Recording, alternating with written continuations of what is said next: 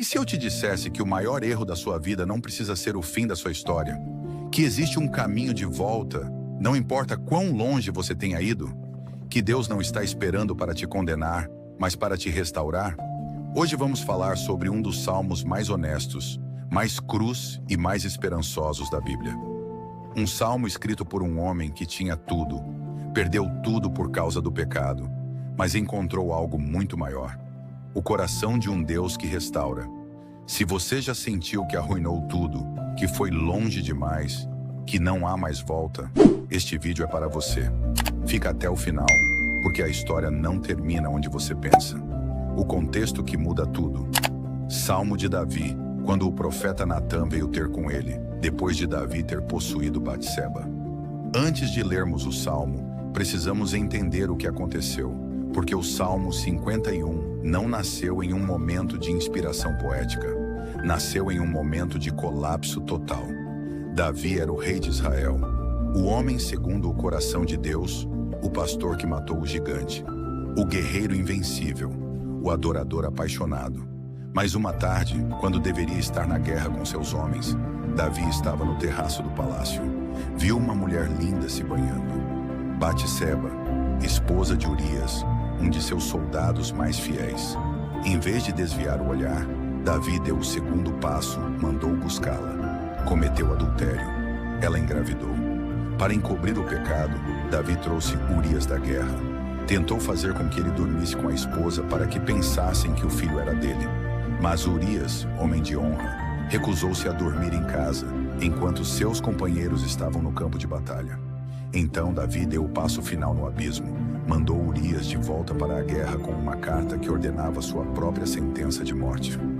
Urias foi colocado na linha de frente e abandonado. Morreu em combate. Davi tomou Batseba como esposa. Pensou que tinha se safado. Mas Deus enviou o profeta Natã com uma parábola devastadora sobre um homem rico que roubou a única ovelhinha de um homem pobre, Davi. Indignado, disse que aquele homem merecia morrer. E Natã declarou: "Tu és esse homem." Naquele momento, o reino de Davi não caiu, mas algo dentro dele se despedaçou. As máscaras caíram, a negação acabou, e do fundo daquela dor nasceu o Salmo 51, o grito por misericórdia. Compadece-te de mim, ó Deus, segundo a tua benignidade, e segundo a multidão das tuas misericórdias, apaga as minhas transgressões. Lava-me completamente da minha iniquidade e purifica-me do meu pecado. Davi não começa com desculpas, não começa justificando, não diz, mas ela estava se banhando onde eu podia ver, ou eu estava estressado sendo rei, ou outros fazem pior. Ele começa com um grito desesperado: compadece-te de mim, não eu mereço uma segunda chance, não afinal fiz tantas coisas boas, simplesmente tenha misericórdia. E aqui está algo lindo. Davi apela não para seus próprios méritos, mas para o caráter de Deus, segundo a tua benignidade, segundo a multidão das tuas misericórdias. Ele está dizendo: Deus, eu não tenho nada a oferecer, mas tu tens muito a dar. Eu estraguei tudo, mas tu és especialista em consertar o que está quebrado. Repara nas palavras que ele usa: apaga, lava, purifica. Apaga, como se apaga uma dívida, como se remove um registro lava, como se lava roupa suja, esfregando até sair a mancha. Purifica, como se purifica metal no fogo, removendo toda a impureza. Davi não quer apenas ser perdoado teoricamente, ele quer ser limpo completamente. Ele quer ser restaurado totalmente. E aqui está a boa notícia que você precisa ouvir hoje. Se Deus fez isso por Davi, um adúltero, um mentiroso, um assassino, Ele pode fazer por você, não importa o que você fez, não importa quão sujo você se sente. A misericórdia de Deus é maior. A honestidade radical: pois eu conheço as minhas transgressões, e o meu pecado está sempre diante de mim. Pequei contra ti somente pequei, e fiz o que é mal perante os teus olhos, de maneira que serás tido por justo no teu falar e puro no teu julgar. Aqui está algo que muitos de nós lutamos para fazer: chamar o pecado pelo nome. Vivemos em uma cultura que ameniza tudo. Eu cometi um erro. Eu tropecei. Ninguém é perfeito. Foi só uma fraqueza. Mas Davi é brutalmente honesto. Eu pequei. Não foi um deslize. Não foi um acidente. Foi pecado. Deliberado. Consciente. Meu. E repara em algo chocante. Pequei contra ti somente. Espera, Davi. E Batseba. E Urias. E o bebê que morreu. E toda a nação que você escandalizou. Mas Davi entendeu algo profundo. Todo pecado, no final das contas, é contra Deus. Porque quando quebramos as regras dele, quando machucamos as pessoas dele, quando destruímos o propósito dele, estamos pecando contra ele. E aqui está porque essa percepção é tão importante. Se você acha que seu pecado é principalmente contra pessoas, você vai buscar o perdão das pessoas. E pessoas podem perdoar ou não. Podem te julgar para sempre. Podem nunca mais confiar em você. Mas quando você entende que seu pecado é primariamente contra Deus, você corre para o lugar certo, para aquele que pode verdadeiramente perdoar, limpar e restaurar. Davi está dizendo: Deus, tu tens todo o direito de me condenar. Teu julgamento seria absolutamente justo. Eu não tenho defesa. E paradoxalmente, é exatamente essa honestidade total que abre a porta para a misericórdia total. Porque Deus não pode curar o que você continua fingindo que não está quebrado. A raiz do problema. Eu nasci na iniquidade e em pecado me concebeu minha mãe.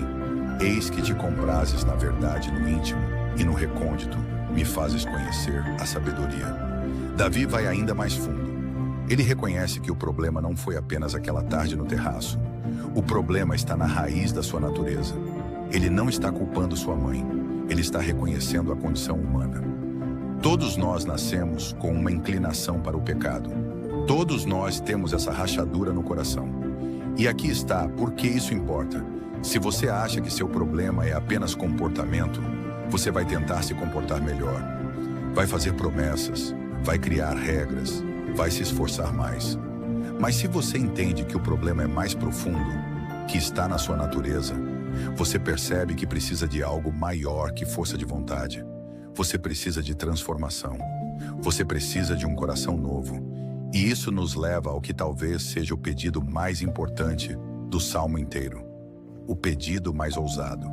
Cria em mim, ó Deus, um coração puro e renova dentro de mim um espírito inabalável. Não me repulses da tua presença, nem me retires o teu Santo Espírito. Aqui está um momento crucial. Davi não pede apenas para Deus consertar seu coração. Ele pede para Deus criar um coração novo. A palavra hebraica usada aqui, bara, é a mesma palavra usada em Gênesis 1:1. No princípio, criou Deus os céus e a terra. É a palavra para criar algo do nada, algo totalmente novo. Algo que antes não existia. Davi está dizendo: Deus, meu coração está tão corrompido que não adianta reforma. Precisa de recriação, precisa de ressurreição, precisa de milagre.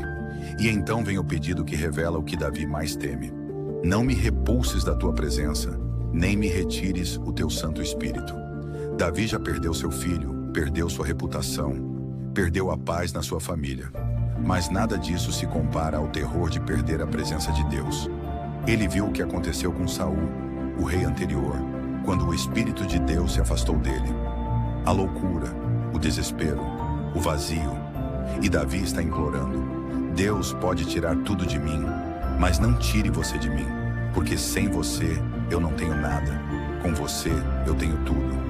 E aqui está a promessa linda para você hoje, que vive depois da cruz. Jesus garantiu que o Espírito Santo nunca vai te abandonar. Se você é filho de Deus, Ele selou você. Ele não vai te largar. Seu pecado pode criar distância emocional, pode enfraquecer sua comunhão, pode diminuir sua percepção da presença dele, mas ele não vai embora. Você pode voltar, sempre pode voltar. A alegria da salvação. Restitui-me a alegria da tua salvação e sustenta-me com um espírito voluntário.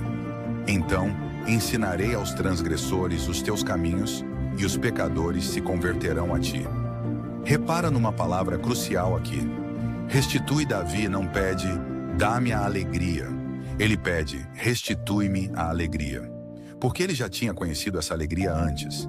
Ele já tinha experimentado a presença viva de Deus. Ele sabia como era dançar diante do Senhor com todo um coração. Mas o pecado roubou essa alegria. O pecado sempre rouba. E agora Davi está pedindo: Deus, eu quero de volta o que eu perdi. Não quero viver no deserto espiritual. Não quero viver na culpa paralisante. Não quero viver fingindo que está tudo bem, quando por dentro estou morto. Quero de volta a alegria da tua salvação. E aqui está algo poderoso. Quando Deus restaura você, quando Ele te dá de volta a alegria, você não pode ficar quieto. Então, ensinarei aos transgressores os teus caminhos. Sabe qual é a maior qualificação para ministrar a pessoas quebradas? Ter sido quebrado e restaurado. Você não pode ajudar ninguém a sair de um buraco que você nunca caiu. Mas quando você conhece o caminho de volta, quando você experimentou a misericórdia que restaura, você tem algo poderoso para compartilhar. Sua cicatriz se torna seu ministério. Sua história se torna a esperança de alguém, o sacrifício que Deus quer. Pois não te comprases em sacrifícios, do contrário, eu os daria, e não te agradas de holocaustos. Sacrifícios agradáveis a Deus são o espírito quebrantado, coração compungido e contrito. Não o desprezarás, ó Deus. Esta parte é revolucionária. Na época de Davi, quando você pecava, você levava um animal para o templo, oferecia um sacrifício e estava perdoado.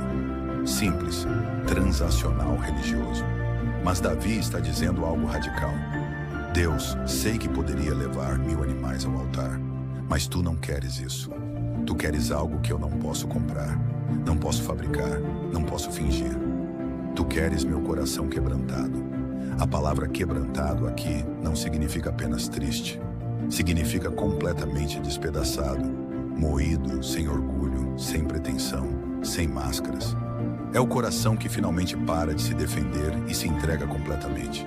É o coração que para de negociar com Deus e simplesmente se rende. É o coração que para de tentar merecer o perdão e simplesmente o recebe. E aqui está a promessa que pode mudar sua vida. Coração compungido e contrito, não o desprezarás, ó Deus. Não importa quão quebrado você esteja, não importa quão arruinado você se sinta. Se você vier com um coração quebrantado, Deus não vai te rejeitar. Ele não vai olhar para você e dizer: você foi longe demais. Ele não vai dizer: você perdeu sua chance. Ele não vai dizer: agora é tarde demais. Um coração quebrantado é exatamente o que ele está procurando, porque é o único tipo de coração que ele pode reconstruir completamente. A história de um homem que voltou. Deixa eu te contar sobre o filho pródigo. Não a parábola, mas a realidade que ela representa. Um jovem pediu sua herança prematuramente, o que na cultura deles era basicamente dizer ao pai: queria que você estivesse morto. Pegou o dinheiro e foi para longe. Gastou tudo em prostitutas e festas. Quando o dinheiro acabou, os amigos sumiram. Ele acabou alimentando porcos. Para um judeu, o trabalho mais humilhante possível. Um dia, com fome, olhando para a comida dos porcos e desejando poder comê-la, ele caiu em si. E aqui está o momento decisivo. Ele não pensou: já que eu estraguei tudo, vou ficar aqui mesmo. Ele pensou: vou me levantar e ir ter com meu pai. Ele ensaiou um discurso: Pai, pequei contra o céu e diante de ti. Já não sou digno de ser chamado teu filho. Trata-me como um dos teus trabalhadores. Mas quando ele ainda estava longe, o pai o viu. E em vez de esperar, em vez de cruzar os braços, em vez de preparar um sermão, o pai correu. Um patriarca idoso, respeitado, levantando sua túnica e correndo como um jovem, sem dignidade, sem decoro, porque o amor não se importa com aparências. E antes que o filho terminasse seu discurso ensaiado, o pai gritou: tragam a melhor roupa, coloquem um anel no dedo dele, preparem uma festa, porque este meu filho estava morto e reviveu, estava perdido e foi achado. Esta é a imagem de Deus que o Salmo 51 revela. Não um juiz sentado esperando te condenar, mas um pai correndo para te abraçar. O que Jesus fez com tudo isso? Aqui está onde a história fica ainda mais linda. O que Davi pediu no Salmo 51, Jesus tornou possível de forma plena e completa. Davi pediu: lava-me completamente. Jesus disse na cruz: está consumado. Sua dívida foi paga, completamente. Davi pediu: cria em mim um coração puro. Jesus prometeu: eu te darei um coração novo. Davi pediu: não retires de mim o teu espírito. Jesus garantiu: eu rogarei ao Pai, e ele vos dará outro consolador, para que esteja convosco para sempre. Davi pediu: restitui-me a alegria da tua salvação. Jesus declarou: eu vim para que tenham vida e a tenham em abundância. Tudo o que Davi implorou, Jesus providenciou. O sacrifício que Davi sabia que animais não podiam oferecer, Jesus ofereceu. Ele se tornou o cordeiro final. O sacrifício completo, o pagamento total. Por isso, quando você vem a Deus com seu coração quebrantado, você não está apenas esperando que Ele seja misericordioso. Você está confiando em algo que já foi feito. Uma obra completa. Uma redenção total. A cruz é a prova de que não há pecado grande demais, não há queda funda demais, não há distância longa demais. O convite para hoje. Então deixa eu te fazer algumas perguntas honestas. Existe algo que você está escondendo? Algum pecado que você tem negado, minimizado ou justificado? Existe algo que você fez que te faz sentir que você foi longe demais para voltar? Você está carregando culpa, vergonha, arrependimento, mas nunca realmente trouxe tudo isso para a luz da presença de Deus? Hoje é o dia. Este é o momento, não amanhã. Não depois que você consertar algumas coisas. Não depois que você se sentir mais digno. Agora, como você está? Quebrado, imperfeito, envergonhado. O Salmo 51 te dá as palavras: compadece-te de mim, ó Deus, segundo a tua benignidade. Você não precisa ser eloquente, você só precisa ser honesto. Eu piquei, eu estraguei, eu preciso de ajuda. Cria em mim um coração puro. E aqui está a promessa: coração compungido e contrito, Ele não desprezará. Não há condenação para os que estão em Cristo Jesus. Nenhuma. Se você confessar, Ele é fiel e justo para perdoar e purificar. O caminho de volta para casa está aberto. O Pai está esperando. Não com um sermão, mas com um abraço. A única pergunta é: você vai dar o primeiro passo? Você pode começar de novo. Davi cometeu alguns dos piores pecados possíveis: adultério, assassinato, abuso de poder, traição de confiança. Mas quando você lê o epitáfio de Davi na Bíblia, não é aquele que cometeu adultério com Batseba. É o homem segundo o coração de Deus. Por quê? Porque Deus não define você pelo seu pior momento. Ele te define pelo que Ele está fazendo em você. Sua identidade não é pecador que caiu. Sua identidade é filho que voltou. O inimigo quer que você acredite que você é seu pecado, que você está permanentemente manchado, que não há esperança. Mas o Salmo 51 grita uma verdade diferente. Você pode ser lavado mais branco que a neve. Você pode ter um coração novo. Você pode ter a alegria de volta. Não importa o que você fez. Não importa até onde você foi. Não importa quanto tempo passou.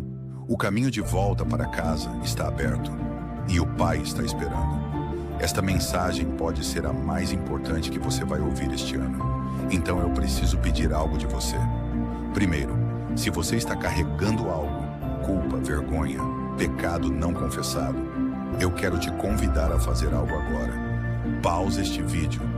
Encontre um lugar onde você possa estar a sós com Deus e ore o Salmo 51 com suas próprias palavras.